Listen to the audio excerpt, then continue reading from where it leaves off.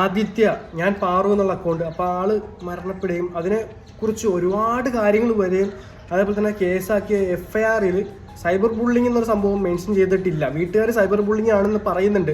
ആ കുട്ടിയുടെ ഒരു ചാറ്റ് ഞാൻ ഇപ്പോൾ കാണിച്ചു തരാം. ഈ ചാറ്റിനകത്ത് കുട്ടി പറയുന്നത് ഈ പറഞ്ഞ സൊസൈറ്റി അവിടെ ഉണ്ടാകുന്ന മതപരമായിട്ടും അങ്ങനെയുള്ള വേർതിരിവുകളെ കുറിച്ച് കുട്ടി പറയുന്നുണ്ട്. കൂടാതെ ഈ ബ്രേക്കപ്പ് അത് നല്ലൊരു വിഷമത്തിൽ തന്നെ കുട്ടീനെ കൊണ്ടുപോയി ചാടിച്ചു. പോരാഞ്ഞിട്ട് വീട്ടുകാരെ ബ്രെയിൻ വാഷ്, ഈ പയ്യനായിട്ട് റിലേഷൻഷിപ്പ് ഉണ്ടായിരുന്നപ്പോൾ അവരെ വീട്ടിലുണ്ടായ പ്രശ്നങ്ങളായപ്പോഴാണ് അവൻ്റെ അടുത്ത് നിന്നും അവൻ്റെ വീട്ടുകാരുടെ അടുത്ത് നിന്നും ഞാൻ കുറേ ആയപ്പോഴാണ് ഞാൻ ഇതാക്കിയത്. എന്നിട്ടും ഞാൻ കുറേയൊക്കെ ബോധമായിട്ടാവാണ്ട് ഇങ്ങനെ ഇഗ്നോർ ചെയ്ത് വിട്ടു. പക്ഷെ അതിലിരുന്ന കമൻസൊക്കെ എൻ്റെ പൊന്നു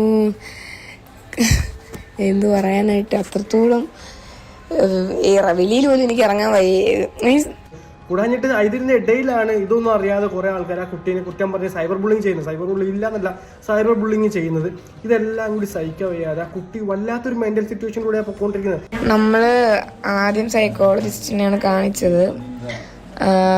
എപ്പോഴത്തേക്കാണ് അവർ പറഞ്ഞ് എന്തുവാ അപ്പം ഞാൻ അതിനെ തുടർന്നാണ് ഈ ആത്മഹത്യയും കാര്യങ്ങളൊക്കെ ഉണ്ടായത്.